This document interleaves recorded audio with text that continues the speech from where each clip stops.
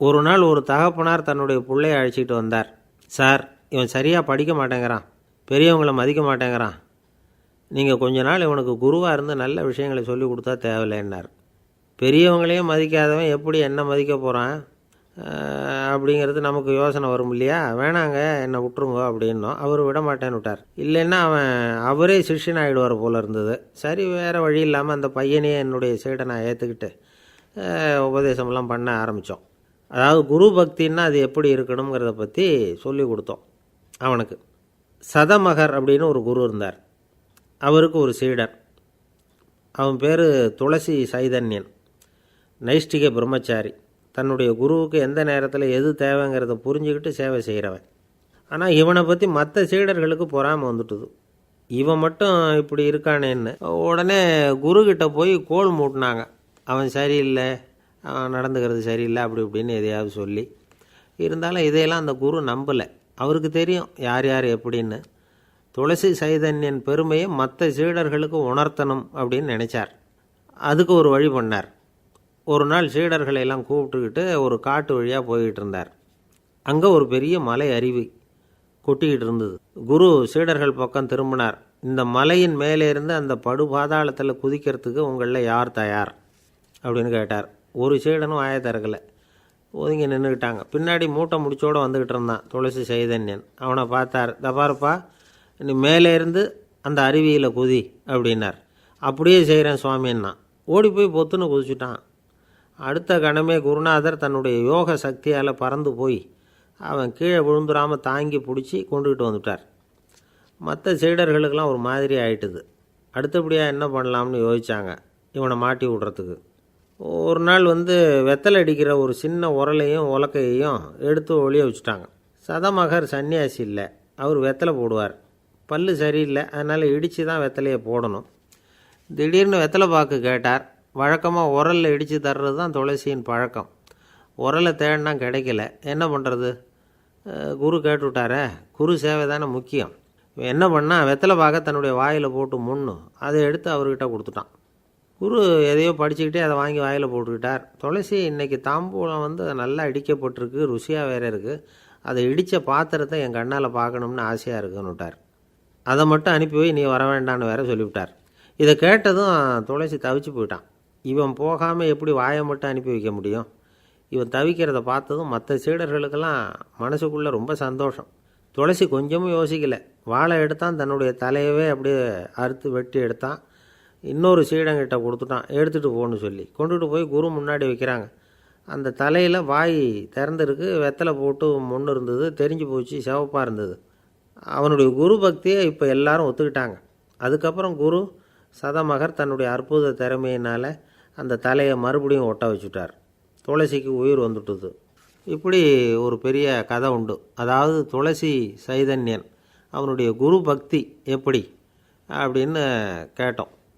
ரொம்ப அபாரம் அப்படின்னு அந்த பையன் அடக்கமாக, சும்மா விளையாட்டுக்காக தான் அப்படி அவங்ககிட்ட கேட்டோம். ஏன்பா உன்னுடைய குரு பக்தியை என்கிட்ட காட்டுறதுக்கு உன்னோட கழுத்தை நீயே அறுக்கணும்னு நான் சொன்னால் அதை நீ செய்வியா அப்படின்னு கேட்டோம். என்னுடைய கழுத்தை நானே அறுக்க வேண்டிய அவசியம் இல்லை சார் அப்படின்னா அவன். ஏண்டான்னு, அதே காரியத்தை தான் இனிமேல் நீங்கள் தினமும் செய்ய போகிறீங்களே சார் அப்படிங்கிறான். ஒருத்தர் ரொம்பவும் மகிழ்ச்சியாக வந்துக்கிட்டு இருந்தார். என்ன விஷயம்னு விசாரித்தேன். நான் தோற்று போயிட்டேன், அதுதான் மனசுக்கு மகிழ்ச்சியாக இருக்குது அப்படின்னார். எனக்கு இது ரொம்ப ஆச்சரியமாக போச்சு. இந்த உலகத்தில் தோற்று போகிறவங்க யாரும் மகிழ்ச்சியாக இருக்கிறதில்ல. அப்படி இருக்கிறப்ப இவர் இப்படி சொல்கிறாரே, எங்கே தோற்று போனீங்கன்னு கேட்டேன். அதுக்கப்புறம் தான் அவர் விவரமாக சொன்னார். என்னோட 5 வயசு குழந்தையோடு நான் விளையாடிக்கிட்டு இருந்தேன். அந்த விளையாட்டில் என் குழந்தை ஜெயிச்சு விட்டுது, நான் தோற்று போயிட்டேன் அப்படின்னார் ரொம்ப உற்சாகமாக. நான் யோசித்து பார்த்தேன். அதாவது நாம் சின்ன குழந்தையாக இருக்கிறப்போ எந்த விளையாட்டில் கலந்துக்கிட்டாலும் அதில் நாம் தான் ஜெயிக்கணும்னு ஒரு வெறி நமக்குள்ளே இருக்கும். நம்மளை எதிர்த்து விளையாடுறவர் நல்லவரா கெட்டவரா, பெரியவரா சின்னவரா அப்படிங்கிறதெல்லாம் முக்கியம் கிடையாது. அவர் தோற்று போகணும், நாம் ஜெயிக்கணும், அதுதான் முக்கியம். எதிரியை சந்தோஷப்படுத்த விளையாடுகிற கலை அப்போ நமக்கு தெரியறதில்ல. வாழ்க்கையில் ஒரு பக்குவம் வந்ததுக்கு அப்புறம் வெற்றி பெறணுங்கிற மன அழுத்தம் போயிடுது. போட்டியில் ஜெயிக்கணுங்கிறத விட குழந்தையை சந்தோஷப்படுத்தணுங்கிறது முக்கியமாக போச்சு. ஜெயிக்கணுங்கிற வெறி ஓடி போட்டுது. ஒரு குழந்தையாக இருந்தப்போ நம்ம வளர்ச்சிக்கு உதவிய வெறி பெரியவனானதுக்கு பிறகு நமக்கு எதிரியாக மாறுது. அதை சரியான சமயத்தில் நாம் புரிஞ்சுக்கிட்டோம்னா போதும், நாம் பொழைச்சிக்கலாம். ஒவ்வொரு மனுஷனுமே வாழ்க்கையோட அடுத்த கட்ட வளர்ச்சியில் அடி எடுத்து வைக்கிற நேரத்தில் தன்கிட்ட இருந்து ஏதோ ஒரு குணத்தை அல்லது தன்குடன் இருந்த ஏதோ ஒரு உறவை நாம் இழக்கத்தான் வேண்டியிருக்குது. ஒரு கட்டம் வரைக்கும் உதவியாக இருந்த குணம் அடுத்த கட்டத்துக்கு தடையாக கூட மாறிடலாம்.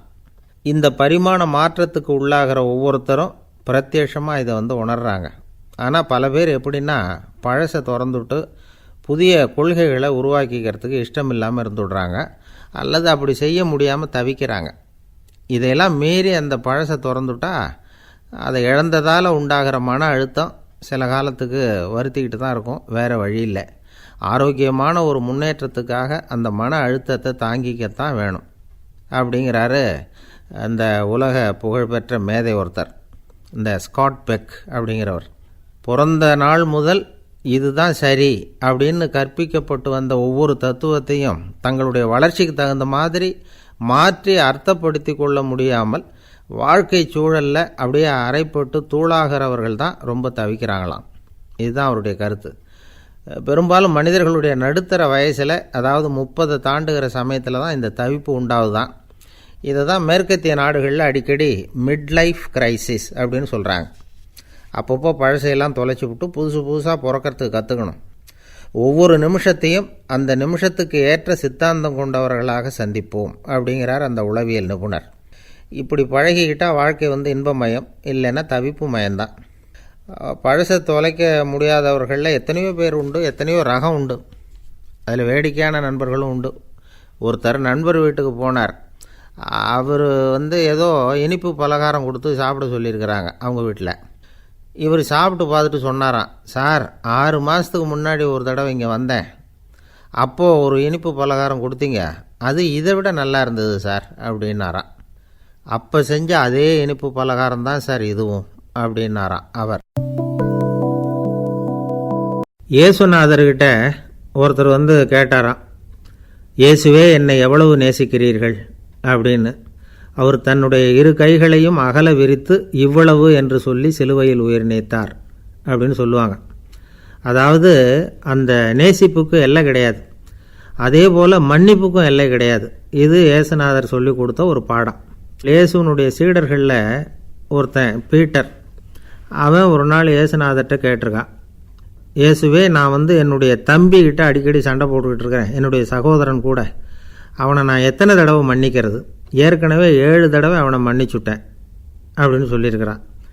அப்போது இயேசு சொன்னாராம், மன்னிக்கிறதுக்கு எத்தனை தடவைங்கிற கணக்கெல்லாம் கிடையாது, எத்தனை தடவை உன்னுடைய சகோதரன் உன்னை கோபப்படுத்துகிறானோ அத்தனை தடவை நீ மன்னிக்கிறதுக்கும் தயாராக இருக்கணும், அதுதான் அப்படின்னு சொன்னாராம். அப்போ இவனுக்கு ஒன்றும் புரியல, இது என்ன அவன் தப்பு பண்ணிக்கிட்டே இருப்பான், நாம் மன்னிச்சுக்கிட்டே இருக்கிறதா அப்படிங்கிறது மாதிரி குழப்பமாக இருந்திருக்கிறான். அப்போது இயேசுநாதர் தன்னுடைய சீடன் பீட்டர்கிட்ட ஒரு கதை சொன்னாராம். அந்த கதை இன்றைக்கு நாம் எல்லாரும் சிந்தித்து பார்க்க வேண்டிய ஒரு கதை. அதாவது மன்னிப்பை விரும்புகிறவர்கள் மன்னிக்கவும் தயாராக இருக்க வேண்டும் அப்படிங்கிறது தான் அந்த கதையினுடைய தத்துவம். அந்த இயேசுநாதர் சொன்ன கதை என்னென்னா, ஒரு மன்னர் இருந்தார். அவர் ஒரு நாள் அரண்மனையில் உட்காந்து கணக்கு வழக்குகள்லாம் பார்த்துக்கிட்டு இருந்தார். நம்ம அரண்மனையிலேருந்து யார் யார் அரசாங்க கடன் வாங்கியிருக்கிறாங்க, யார் யார் திருப்பி செலுத்தியிருக்கிறாங்க அப்படிங்கிற விவரத்தையெல்லாம் பார்த்துக்கிட்டு இருந்தார். அப்போ தான் புரிஞ்சுது, அந்த அரண்மனையில் வேலை செய்கிற ஒருத்தனே அரசாங்க கடன் வாங்கியிருக்கிறான். எவ்வளவு? 10,000 பொற்காசுகள் வாங்கியிருக்கான் கடன். இந்த 10,000 பொற்காசுகளை திருப்பி செலுத்தலை அரசாங்கத்துக்கு. இது மன்னர் கவனத்துக்கு வந்தது. உடனே நம்ம அரண்மனையில் இருக்கிறவனே அரசு கடன் வாங்கி திருப்பி செலுத்தாமல் இருக்கான், அவனை கூப்பிட்டு வாங்கன்னு சொல்லி கூப்பிட்டுட்டு வந்தாங்களாம். விசாரிச்சிருக்கிறாங்க, என்னப்பா நீ எவ்வளோ ஒன்று? ஆமாங்க 10,000 பொற்காசுகள் வாங்கியிருக்கிறேன், இன்னும் திருப்பி கட்டலைன்றிருக்கான். உடனே அவர் மன்னர் சொல்லியிருக்கிறார், நம்ம சட்டத்திட்டப்படி நீ உடனே பணத்தை திருப்பி கட்டிடு, அப்படி உன்னால் கட்ட முடியலன்னா உன்னுடைய வீடு வாசல் சொத்து சுகம் எல்லாத்தையும் விற்று அந்த பணத்தை அரசு கருவூலத்தில் சேர்த்துக்கிறதுக்கு நானே ஏற்பாடு பண்ணிடுறேன் அப்படின்னு அந்த மன்னர் சொன்னாராம். இவன் அப்படியே அதிர்ச்சி ஆகிட்டான், அப்படியே பொத்துன்னு காலில் விழுந்தானா, மன்னா என்னை மன்னிச்சுங்க, என்னால் முடியல, எனக்கு மன்னிப்பு கொடுங்க அப்படின்ட்டுருக்கான். உடனே அவர் எழுந்திரிச்சு, சரி நீ மன்னிப்பு கேட்டுவிட்ட, அதனால் உன்னை மன்னிக்கிறேன், நீ பணம் கட்ட வேண்டாம் அப்படின்னு சொல்லி அந்த மன்னர் அவனை விட்டுட்டாராம். பணத்தையும் தள்ளுபடி போட்டார், நீ திருப்பி கட்ட வேண்டான்னு. இவனுக்கு ரொம்ப மகிழ்ச்சி. அதனால் ரொம்ப உல்லாசமாக வந்துக்கிட்டு இருக்கிறான். தெருவில் வந்துக்கிட்டு இருக்கிறப்ப இவங்கிட்ட கடன் வாங்கின ஒருத்தன் எதுக்கு வந்துக்கிட்டு இருக்கான். அவன் இவங்கிட்ட ஒரு 100 பொற்காசுகள் கடன் வாங்கியிருக்கான். அவன் வந்தான். இவன் போய் அவன் சாட்டையாக பிடிச்சிக்கிட்டான், நீ எப்படா என் கடனை திருப்பி கொடுக்க போகிறேன்னு. அவன் இப்போ முடியல, கொஞ்சம் பொறுத்துக்கா, அப்புறம் தரேன் இருக்கான். அதெல்லாம் முடியாது, நீ கொடுத்து தான் ஆகணும் அப்படின்னு இவன் புடிவமாக சொல்கிறான். இப்போ நிலைமையை பாருங்கள். இவன் ஏற்கனவே 10,000 பொற்காசுகள் அரசாங்கத்தில் கடன் வாங்கினா அதுக்கு மன்னிச்சு விட்டுட்டார் இவனை. ஆனால் இவன் இன்னொருத்தனை மன்னிக்கிறதுக்கு தயாராக இல்லை. இவங்கிட்ட கடன் வாங்கின இன்னொருத்தன் 10 பொற்காசுகள், அவனை மன்னிக்க தயாராக இல்லை. அவனை கொண்டு போய் நீதிமன்றத்தில் கொண்டு போய் நிறுத்தி தண்டனை வாங்கி கொடுத்துட்டான். நீதிபதி என்ன சொன்னார், அந்த இவன் வாங்கின பொற்காசுகளை திருப்பி கட்டுற வரைக்கும் ஜெயிலில் இருக்கணுங்கிறது தீர்ப்பு. ஆனால் உடனே அரசர் காதில் வந்து விழுந்தது. சொல்லிட்டாங்க, உங்ககிட்ட மன்னிப்பு வாங்கிட்டு போனானே ஒருத்தன், அவன் இன்னொருத்தனை மன்னிக்கிறதுக்கு தயாராக இல்லை, அவனை கொண்டு போய் ஜெயிலில் அடைச்சிட்டான் அப்படின்னு. உடனே மன்னர் பார்த்தார், இவனை மறுபடியும் கூப்பிட்டு வர சொன்னார். தபாரப்பா, நான் உன்னை மன்னிச்சு விட்டேன், ஆனால் நீ இன்னொருத்தனை மன்னிக்கிறதுக்கு தயாராக இல்லை, அதனால் என்னுடைய தீர்ப்பையும் மாற்றுறேன், நீயும் அரசு கடன் தீர்ற வரைக்கும் ஜெயிலில் தான் இருக்கணும் அப்படின்னு சொல்லி ஜெயிலுக்கு அனுப்பிச்சிட்டாராம். இப்படி ஒரு கதையை இயேசுநாதர் தன்னுடைய சீடருக்கு சொன்னதாக ஒரு வரலாறு. அது என்ன, அதிலேருந்து நாம் புரிந்து கொள்ள வேண்டியதுன்னா, நாம் மன்னிக்கப்படணும்னு நாம் விரும்புகிறோம்னா நாம் இன்னொருத்தரை மன்னிக்கிறதுக்கு தயாராக இருக்கணும். அதனால் நாம் இன்னொருத்தரை யாரையும் மன்னிக்க மாட்டோம், ஆனால் என்ன இன்னொருத்தர் மன்னிக்கணும் அப்படிங்கிறது மாதிரி செய்யக்கூடாதுன்னு சொல்லுவாங்க. அது மாதிரி நாம் இப்போ இது தப்பாக புரிஞ்சுக்கிறவங்களும் இருக்கிறாங்க. பாவம் மன்னிப்புங்கிறதுலாம் எதுக்குன்னா, அதாவது மறுபடியும் பாவம் செய்யாமல் இருக்கிறதுக்காக தான். அதான் மன்னிக்கிறாரே அப்படிங்கிறதுக்காக மறுபடியும் பாவம் பண்ணிகிட்டு இருக்கிறது இல்லை. அதான் ஒருத்தர் கேட்டாராம், பாவத்திலேருந்து மன்னிப்பு கிடைக்கணும்னா நீ என்ன செய்யணும் அப்படின்னு கேட்டிருக்கார். அதுக்கு அவன் சொல்லியிருக்கிறான், நான் முதல்ல பாவம் செய்யணும், அப்போ தானே மன்னிப்பு கிடைக்கும் அப்படின்னு நானாம். இப்படிப்பட்டவர்கள் தான் இன்றைக்கி உலகத்தில் அதிகமாக இருக்கிறாங்க. அதனால் இந்த மன்னிப்பின் மகத்துவங்கிறது இயேசுநாதர்கிட்டேருந்து தான் நாம் புரிஞ்சுக்கணும்.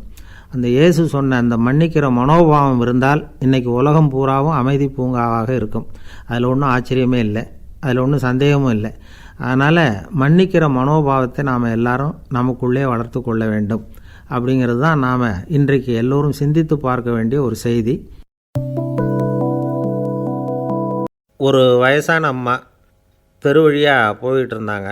அவங்க கையில் எண்ணத்தையோ வச்சுக்கிட்டு அதை அடிக்கடி பார்த்துக்கிட்டே இருந்தாங்க. ஒருத்தன் மெதுவாக அவங்கக்கிட்ட போய் கையில் இருக்கிறது என்ன அப்படின்னு எட்டி பார்த்தா அவங்க கையில் 4 பல் இருந்துதான். இவன் ஆச்சரியமாக அந்த அம்மாவை பார்த்தான். ஏம்மா, உனக்கு என்ன பைத்தியமா, ஏது இந்த பல், இதை என்னத்துக்காக கையில் வச்சுக்கிட்டு அலைஞ்சிக்கிட்டு இருக்கிற அப்படின்னு கேட்டிருக்கான். அதுக்கு அந்த அம்மா விவரம் சொல்ல ஆரம்பித்தாங்களாம். இதை பாருப்பா, எனக்கு ஒரு மகன் இருந்தான், அவனை ரொம்ப செல்லமாக வளர்த்தேன். அவனை தரையிலே நடக்க விடுறதில்ல, எப்பவும் தூக்கி வச்சுக்கிட்டு இருப்பேன். அவன் நல்லா பெரியவனாகி பள்ளிக்கூடம் போகிறப்ப கூட அவன் புஸ்தக மூட்டையை நான் தான் சுமந்துக்கிட்டு போவேன். பார்க்குறவங்க கூட கேலி பண்ணுவாங்க, ஏம்மா படிக்க போகிறது நீயா உன் பிள்ளையான்னு கேட்பாங்க. அவன் இன்றைக்கி எவ்வளோ பெரிய மனுஷன் ஆகிட்டான், வெளிநாட்டில் பெரிய உத்தியோகத்தில் இருக்கான். சமீபத்தில் இங்கே வந்துட்டு போனான். ஒரு நாள் ஏதோ கோபத்தில் என்னை அரைஞ்சுட்டான். அப்போ இந்த 4 பல்லும் கீழே விழுந்துட்டுது. இன்னமும் கூட விழுந்திருக்கும், ஆனால் பல்லு தான் இல்லை. என் புள்ள அரைஞ்சதுனால விழுந்த பல்லு இல்லையா அது, அதனால் இதை எப்பவும் என் கையிலே வச்சுக்கிட்டு ஆசையோடு பார்த்துக்கிட்டு இருக்கிறேன். அவன் தான் வெளிநாட்டுக்கு போட்டான், அவனை பார்க்க முடியாத ஏக்கத்தை நான் இந்த பல்லை பார்த்து போக்கிக்கிறேன் அப்படின்னு நாங்களாம் அந்த அம்மா.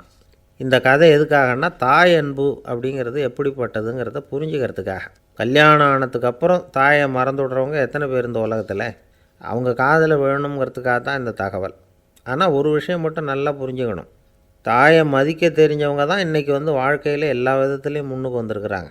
வேணும்னா விசாரித்து பார்த்துக்குங்க. இன்னொரு அம்மா இருந்தாங்க, அவங்க தினமும் ஒரு கோயிலுக்கு வருவாங்க. சாமியை பார்த்து, கடவுளே நான் இறந்து போனால் நரகத்துக்கு போகணும் அப்படின்னு வேண்டிக்குவாங்களாம். எல்லோரும் சொர்க்கத்துக்கு போகணும்னு தானே கடவுள்கிட்ட வேண்டிக்குவாங்க. இந்த அம்மா தினம் நான் நரகத்துக்கு போகணும் அப்படின்னு வேண்டிக்கிறாங்க. அங்கே இருந்த அர்ச்சகருக்கு இது சந்தேகம். ஒரு நாள் அதை நேரடியாகவே அவங்கக்கிட்ட கேட்டுவிட்டார். அதுக்கு அந்த அம்மா பதில் சொன்னாங்களாம், ஐயா, எனக்கு கல்யாணம் ஆகி ரொம்ப நாள் வரைக்கும் குழந்த பாக்கியம் இல்லாமல் இருந்தது. கோயில் குளம் எல்லாம் சுற்றி வந்தேன். ரொம்ப நாள் கழித்து ஒரு குழந்த பிறந்தது, ஆண் குழந்தை. அவனை நான் ரொம்ப செல்லம் கொடுத்து வளர்த்தேன். அதோட விளைவு என்ன ஆச்சுன்னா, அவன் ரொம்ப மோசமாக ஆகிட்டான். கெட்ட பழக்க வழக்கம்லாம் கற்றுக்கிட்டான். அவன் இறந்து போனால் நிச்சயம் அவனுக்கு நரகம்தான் கிடைக்கும். அந்த அளவுக்கு கெட்டவன் அவன். அப்படிப்பட்ட காரியங்கள்லாம் பண்ணிகிட்ருக்கான், எனக்கு தெரியும். இவனுக்காக நரகத்தில் கூட யாரும் தயவு காட்ட மாட்டாங்க, தாட்சண்யம் காட்ட மாட்டாங்க. அதனால் இவனுக்கு முந்தி நான் இறந்து நரகத்துக்கு போயிட்டா அங்கே இவனை கவனிச்சிக்கலாமே, இவனுக்கு பணிவிடை செய்யலாமேன்னு பார்க்குறேன் அப்படின்னு நாங்களாம். அதனால தான் நான் நரகத்துக்கு போகணும்னு தினம் ஆண்டவனை வேண்டிகிட்டு இருக்கிறேன் அப்படின்னு கண்கலங்கி அந்த அம்மா சொன்னாங்களாம். அதுதான் தாய் உள்ளம்ங்கிறது. தாயின் பெருமையை சரியாக உணர்ந்துட்டா அவங்களுக்கு எப்பவும் எந்த கஷ்டமும் வராது. இது ஏதோ உபதேசத்துக்காக சொல்கிற வார்த்தை இல்லை, உண்மையான வார்த்தை. இந்த விவரத்தையெல்லாம் நண்பர் ஒருத்தர்கிட்ட சொல்லிகிட்டு இருந்தேன். அவர் கொஞ்ச நாள் கழித்து என்னை தேடி வந்தார். அவர் கையிலேயும் 4 பல் வச்சுருந்தார். என்னங்க ஆச்சு, ஏதுங்க அந்த பல் அப்படின்னு விசாரித்தோம். உங்கள் உபதேசத்தை கேட்டுவிட்டு இந்த உலகத்தில் எல்லாரையும் தாயாக நினைக்க ஆரம்பிச்சிட்டேன். ஒரு அம்மாவை கடத்தரில் பார்த்து தாயேன்னு கூப்பிட்டேன். அவங்க உடனே பலார்னு என்னை அரைஞ்சிட்டாங்க, பல் விழுந்துட்டுது. அதை தான் பொறுக்கி எடுத்துக்கிட்டு நேராக உங்களை தேடி வந்துக்கிட்டு இருக்கிறேன்னார். தாயேன்னு தானே கூப்பிட்டீங்க, அதுக்கு ஏன் அரைஞ்சாங்க அப்படின்னு கேட்டோம். நான் தாயேன்னு கூப்பிட்டது அவங்க காதில் நாயேன்னு விழுந்துட்டு தான், அதுதான் இப்படி ஆயிட்டுது அப்படின்னார். ஊருக்கு வெளியில் அமைதியான ஒரு இடம், அங்கே ஒரு ஆசிரமம், அங்கே ஒரு சாமியார். அவர் தினமும் நல்ல போதனைகள்லாம் செய்வார். பல பேர் போய் அங்கேயே சில நாள் தங்கியிருந்து அவர் சொல்கிற அறிவுரைகளை எல்லாம் கேட்டுக்கிட்டு வர்றது வழக்கம். ஒரு தடவை அவரை பார்த்துட்டு போகிறதுக்காக 3 வெளியூர் தம்பதிகள் வந்தாங்களாம். அந்த மடத்திலேயே சாப்பிட்டுக்கிட்டு தங்கியிருந்து அவங்களுடைய போதனைகளை கேட்டுக்கிட்டு போகணுங்கிறது அவங்க நோக்கம். காலையில் குளிச்சுட்டு பூஜையில் உட்காந்தார் அந்த சுவாமி. இவங்களும் குளிச்சுட்டு அந்த பூஜையை பார்க்குறதுக்காக அவர் முன்னாடி உட்காந்தாங்க. பூஜை ஆரம்பமாச்சு. சம்பிரதாயப்படி அது ரொம்ப நேரம் நடந்துக்கிட்டே இருக்குது. இவங்களுக்கு நல்ல பசி இருந்தாலும் இந்த நேரத்தில் அதை எப்படி வெளியில் காட்டிக்கிறது? பேசாமல் இருந்தாங்க. அந்த சுவாமி பூஜையை முடித்தார். அதுக்கப்புறம் பேச ஆரம்பித்தார். பேச்சு அருமையாக தான் இருந்தது, அமிர்தமாக தான் இருந்தது. இருந்தாலும் இவங்களுக்கு இருக்கிற வயிற்று பசி அதை சரியாக கவனிக்க விடலை. அந்த சுவாமியே இதை கவனித்ததா தெரியல. இவங்களுக்கு மனசுக்குள்ளே ஒரு எண்ணம், உள்ளே சாப்பாடு தயாராகிட்டு இருக்கும் போல இருக்குது. இந்த பேச்சு முடிஞ்சது நம்மளை உள்ளே அழைச்சிட்டு போய் சாப்பாடு போடுவாங்கன்னு நினைக்கிறோம் அப்படின்னு இவங்களாம் நினச்சிக்கிட்டாங்க. ஆனால் சுவாமி இதை பற்றி எதுவுமே பேசலை, கண்டுக்கலை. ஒரு அம்மாவால் அதுக்கு மேலே சும்மா இருக்க முடியுமா? முடியல. சாப்பாட்டை கவனிக்கலாமா அப்படின்னு சொல்லி மெதுவாக ஆரம்பித்தாங்க. கவனிக்கலாமே அப்படின்னு உள்ளே அழைச்சிட்டு போனார் சுவாமி. இவங்க ரொம்ப அவசரமாக எழுந்திரிச்சு உள்ளே ஓடினாங்க. அங்கே ஒரு மேஜை மேலே ஒரு கிண்ணம் மூடி இருந்தது. இதுதான் சாப்பாட்டு மேஜை போல இருக்குது, இங்கே சாப்பாடு வந்துடும் அப்படின்னு நினச்சாங்க. உடனே போய் சுற்றி உட்காந்துக்கிட்டாங்க. சுவாமி அந்த கிண்ணத்தை எடுத்து அந்த அம்மா கிட்ட கொடுத்தார். அவங்க அதை வாங்கி மூடியை திறந்து பார்க்குறாங்க. உள்ளே ஒரு சாவி இருக்குது. சரிதான், இது சமையலறை சாவி போல் இருக்குது. அங்கே போய் அதை திறந்து சாப்பாட்டை நாமே எடுத்துக்கிட்டு இங்கே வச்சுக்கிட்டு சாப்பிட்ணும் போல இருக்குது அப்படின்னு நினச்சாங்க. சாவி இருக்கு இல்லையா, வாங்க பூட்டின அறையை காட்டுறேன் அப்படின்னு சுவாமி அவங்கள அழைச்சிட்டு போனார், காட்டினார். இவங்க அந்த அறையை ரொம்ப ஆவலோடு திறந்தாங்க. உள்ளே பார்த்தா அங்கே அரிசி, பருப்பு, விதவிதமான காய்கறி எல்லாம் இருக்குது. சமையலுக்கு வேண்டிய மிளகாய், எண்ணெய், பால், தயிர், நெய் இப்படி எல்லாமே இருக்குது. அடுப்பு, விறகு, நெருப்பு போட்டி அது கூட அங்கே இருக்குது. சாப்பாடு தயாராக இருக்கும்னு நினச்சிக்கிட்டு போனால் இப்படி இருக்குதே அப்படின்னு சொல்லி அதை பார்த்ததும் ரொம்ப சோர்ந்து போட்டாங்க அவங்க. சுவாமி, என்ன இது சாப்பாடு இல்லையா அப்படின்னாங்க. அதுதான் சாப்பாட்டுக்கு வேண்டிய எல்லாம் இங்கே இருக்குதே. அடுப்பு மூட்டி நீங்கள் தான் அவங்கவுங்க ருசிக்கு தகுந்த மாதிரி சமைச்சிக்கணும். இந்த சன்னியாசிக்கு எப்படி சமைக்க தெரியும் அப்படின்னு கேட்டார் சுவாமி. சாப்பாடு தயாராக இருக்கும்னு நாங்கள் எதிர்பார்த்தோம் அப்படின்னாங்க. நீங்கள் இப்படி சொல்லுவீங்கன்னு நானும் எதிர்பார்த்தேன். இது வரைக்கும் நான் எவ்வளவோ தத்துவம்லாம் எடுத்து சொன்னேன். எல்லாத்தையும் விட இதுதான் அனுபவபூர்வமான தத்துவம். ஆண்டவன் நமக்கு நல்ல மனசை கொடுத்துருக்குறான், நல்ல வாய்ப்புகளையும் தந்திருக்கிறான். அதையெல்லாம் பயன்படுத்திக்கக்கூடிய மூளையையும் சிந்தனையையும் கொடுத்துருக்குறான். அதனால் அடுப்பை தான் நீங்கள் மூட்டணும். அடுப்பை நீங்கள் தான் மூட்டணும். உங்களுக்கு உகந்ததை நீங்கள் தான் சமைச்சு ருசித்து அனுபவிக்கணும். ஆண்டவனே அதை செஞ்சுக்கிட்டு இருக்க மாட்டான் அப்படின்னாராம் அந்த சுவாமி. நம்முடைய வாழ்க்கையில் பல நல்ல பலன்களை பெறறதுக்கு நாம் தான் முயற்சி பண்ணணும்.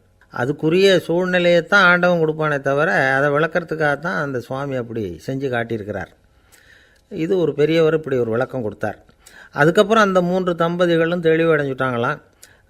நாம் தெளிவடைகிறது எப்போங்கிறது தான் தெரியல அப்படின்னு பல பேர் இதை கேட்டுட்டு சொல்லிகிட்டு இருக்கிறாங்க. இந்த கதையை நம்முடைய நண்பர் ஒருத்தர்கிட்ட சொன்னேன். அந்த நண்பர் ரொம்ப சந்தோஷப்பட்டார். நீங்கள் சொல்கிறது கரெக்டு சார், ஆனால் நான் அதை விட ஒரு படி மேலே சார். எனக்கெல்லாம் அரிசி பருப்பு இருக்கிற ரூம் எதுன்னு கையை காட்டிட்டா போதும். உடனே கிண்ணத்துலேருந்து சாவியை எடுத்து கொடுக்கணுங்கிற அவசியம்லாம் இல்லை எனக்கு. அப்புறம் எப்படி ரூமை திறந்துருவீங்க அப்படின்னு கேட்டேன். பூட்டை உடச்சி திறந்துருவேன், அதுதான் எனக்கு பழக்கம் அப்படிங்கிறார்.